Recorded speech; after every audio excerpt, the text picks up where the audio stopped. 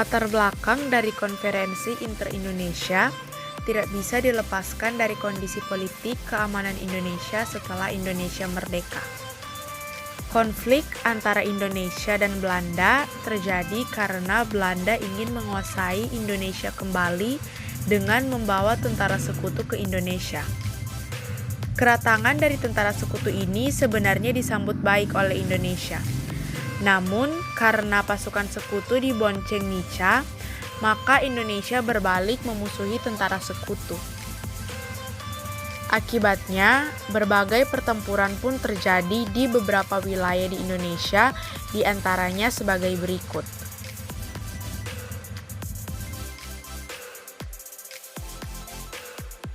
Tercatat dalam sejarah beberapa perundingan yang dilakukan Indonesia sebagai upaya menyelesaikan konflik dengan Belanda dan mempertahankan kemerdekaan, di antaranya sebagai berikut.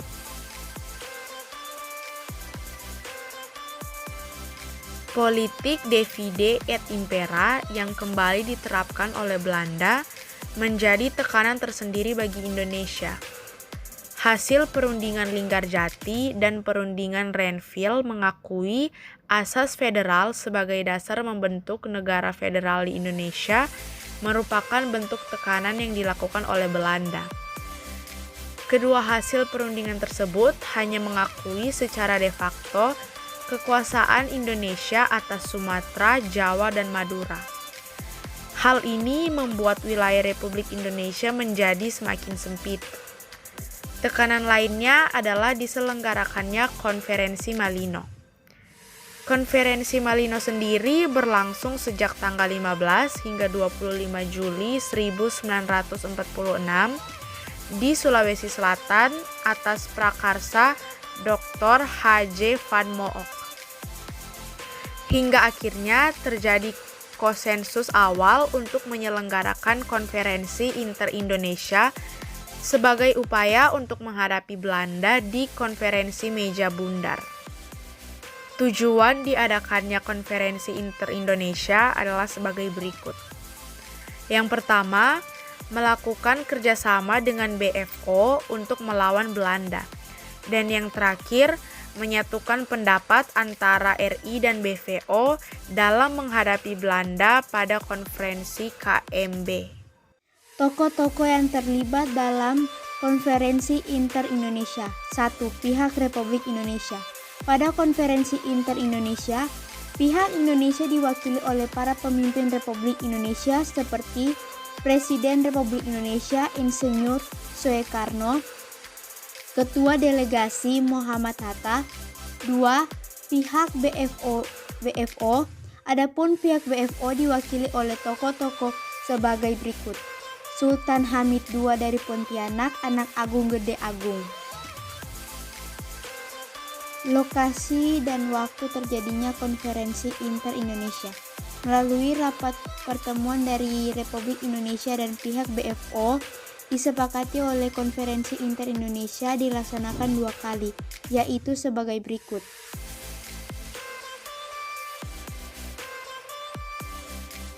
Hasil akhir dari konferensi inter-Indonesia.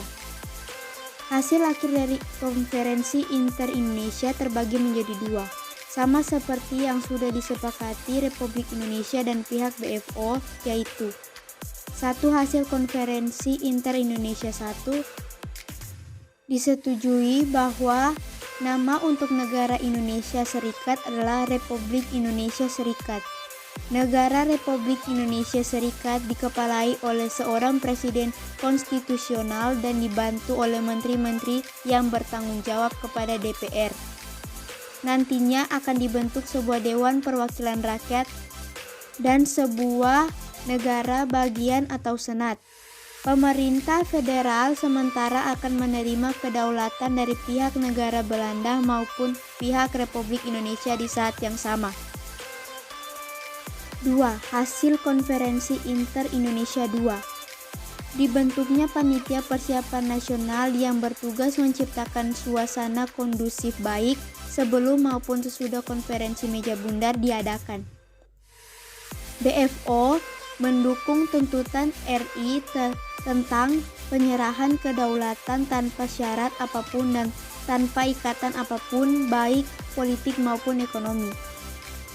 Terkait masalah ketatanegaraan, disepakati bahwa bendera Republik Indonesia Serikat adalah sang merah putih, bahasa resmi Republik Indonesia Serikat adalah bahasa Indonesia, dan lagu kebangsaan Republik Indonesia Serikat adalah Indonesia Raya. Disepakati pula bahwa Konstitusi Republik Indonesia Serikat akan dirancang pada saat konferensi meja bundar di Den Haag. Digunakannya satu alat pembayaran yang sah, kegiatan ekspor impor harus dilakukan secara terpusat, dibentuknya Angkatan Perang Republik Indonesia Serikat (APRIS) yang merupakan angkatan perang nasional. APRIS terdiri dari TNI sebagai inti APRIS dan orang-orang Indonesia yang ada dalam KNIL yang diterima sebagai anggota APRIS.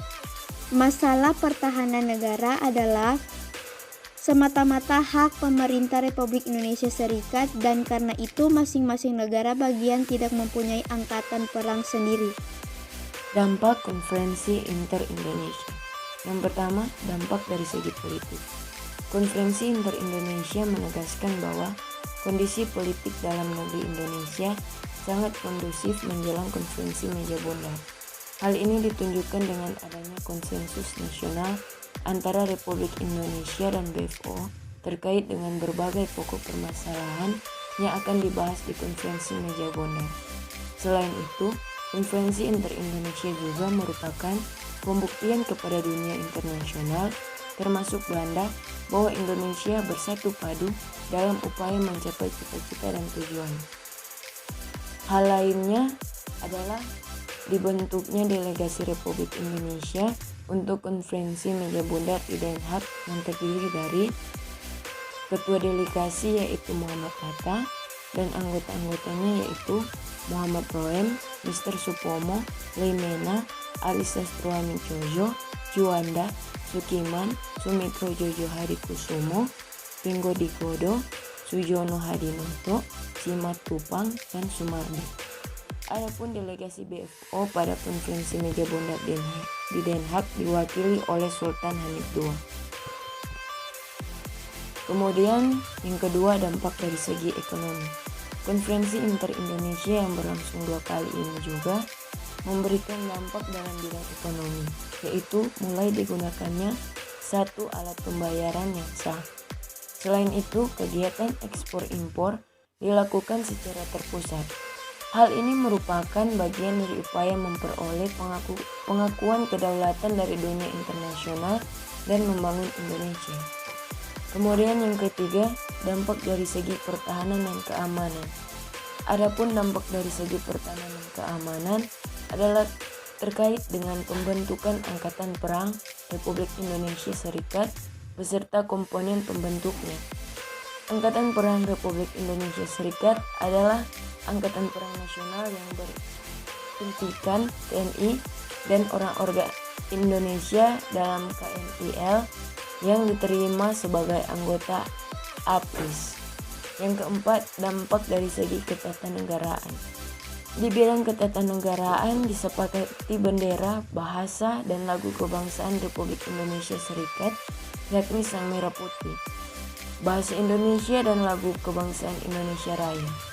Meskipun bentuk negara Republik Indonesia Serikat tidak sesuai dengan cita-cita proklamasi 17 Agustus 1945, namun lambang dan bahasa negara Republik Indonesia Serikat tidak berubah dari sebelumnya.